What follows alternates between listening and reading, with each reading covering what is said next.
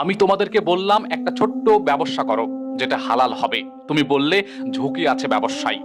যখন বললাম ছোট থেকে শুরু করো, ধীরে ধীরে বড় হবে, তুমি বললে পুঁজি কম, এই অল্প পুঁজিতে কি ব্যবসা করা যায়?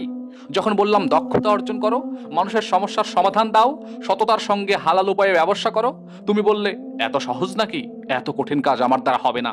কিন্তু তুমি একটি চাকরির জন্য, চাকরির আশায় বছরের পর বছর অপেক্ষা করলে, হাজার হাজার আবেদন করলে, একটি নিয়োগ বিজ্ঞপ্তির জন্য লক্ষ মানুষের সঙ্গে প্রতিযোগিতা করলে, তবুও ঝুঁকি নিতে রাজি হলে না।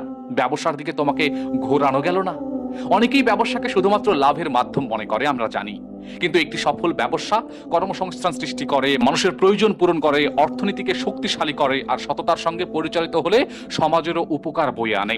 অবশ্যই সবাইকেই ব্যবসায়ী হতে হবে এমন নয়।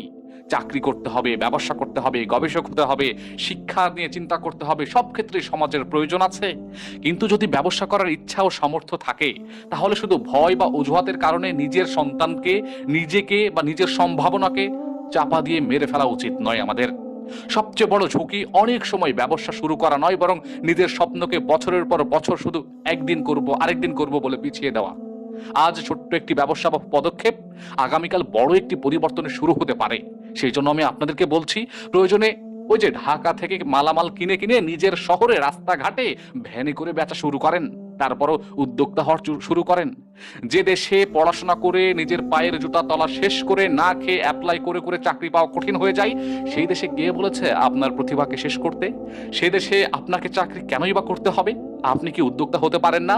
লজ্জা পান, সম্মানের ভয় করেন, অথচ কোনো কাজই ছোট নয়, কোনো কাজই অসম্মানের নয় যদি সেটা হালাল উপায়ে হয়। তাহলে কিসের অহংকার, কিসের ইগো, কিসের অ্যাটিটিউডে চিন্তা করে করে নিজেকে শেষ করছেন? কিসের জন্য ভাই?